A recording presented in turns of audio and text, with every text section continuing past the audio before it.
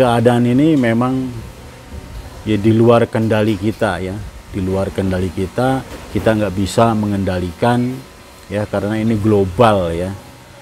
Dan harga pupuk juga saya tekankan bukan hanya satu-satunya komoditas yang mengalami kenaikan yang begitu tajam ya, selain pandemi ya. Akhir-akhir ini adalah perang Rusia dan Ukraina. Ini menambah buruk ya, menambah gejolak dan harga pupuk tidak terkendali ya, di luar nalar kita lah harga pupuk.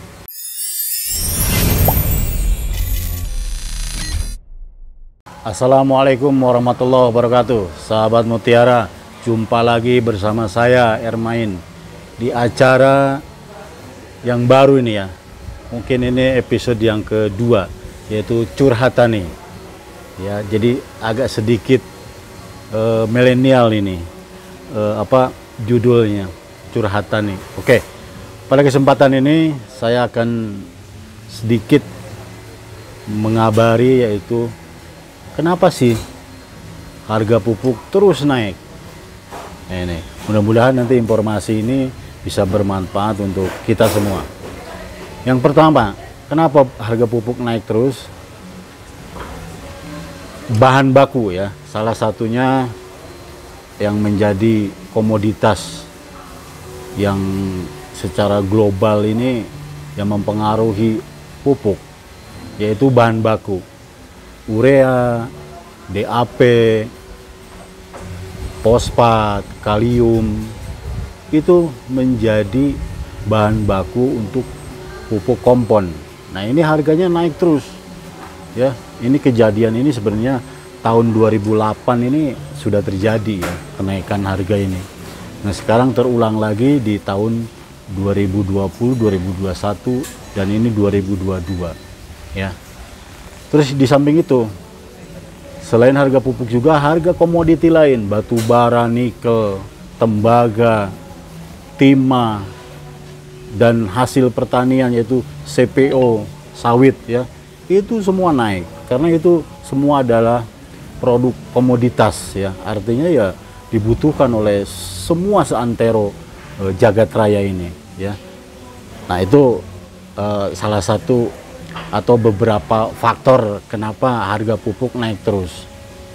Saya tekankan sekali lagi, pupuk NPK itu bahan bakunya adalah dari urea, DAP, fosfat, kalium. Dan sebagai sumber energi ini, yaitu adalah gas alam ya. Gas alam, natural gas ini harganya luar biasa juga ya akhir-akhir ini. Nah, ini semua itu mempengaruhi energinya, bahan bakunya.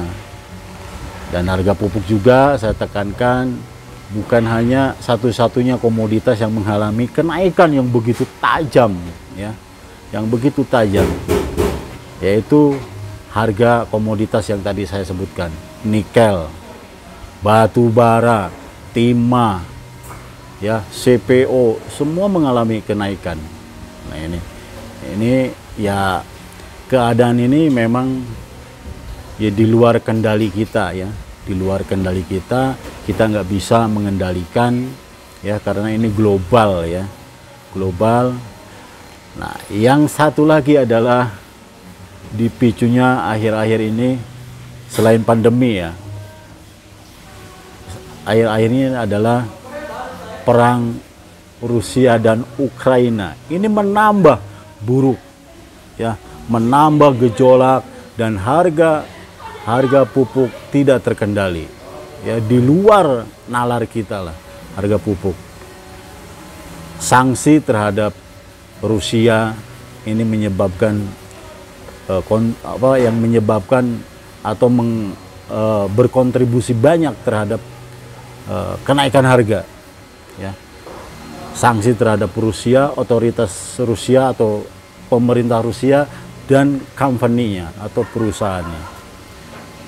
Terus yang kedua adalah yang menyebabkan konflik Ukraina dan Rusia terhadap harga komoditas, yaitu sanksi terhadap Rusia dan balasan Rusia, ya. Jadi luar biasa, Rusia menahan komoditasnya untuk diekspor ke negara lain, terutama Eropa. Ini yang menyebabkan harga pupuk terus naik.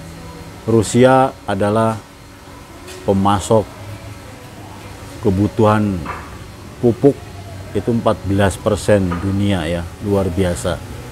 Terus juga obligasi nilai mata uang ini akan ya pengaruh juga ya terhadap sumbangan kenapa harga komoditas naik. Dan juga ini konflik Rusia dan Ukraina ini adalah menyebabkan tertahannya pengiriman barang-barang ke luar negara Rusia dan Ukraina. Ukraina adalah penghasil jagung atau komoditas pertanian luar biasa, ya, luar biasa. Nah, sekarang pengirimannya di pelabuhan tertahan semua, kapal-kapal, ya, nggak bisa keluar. Nah, ini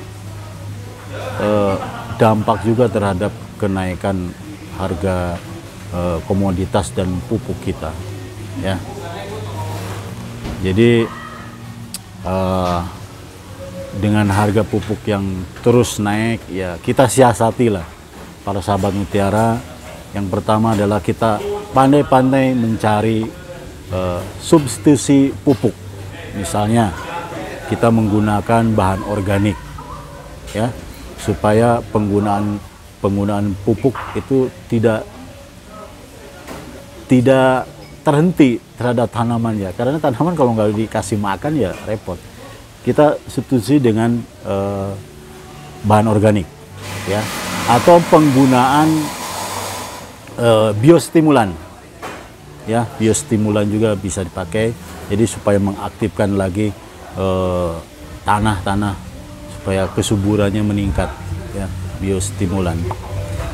Terus ya agen hayati lah, ya, pelarut fosfat, pelarut kalium, itu silakan gunakan oleh sahabat Mutiara.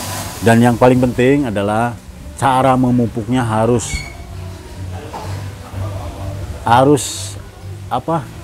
mengikuti kaidah-kaidahnya. Paling enggak ya ada 4 atau 5 tepat, ya.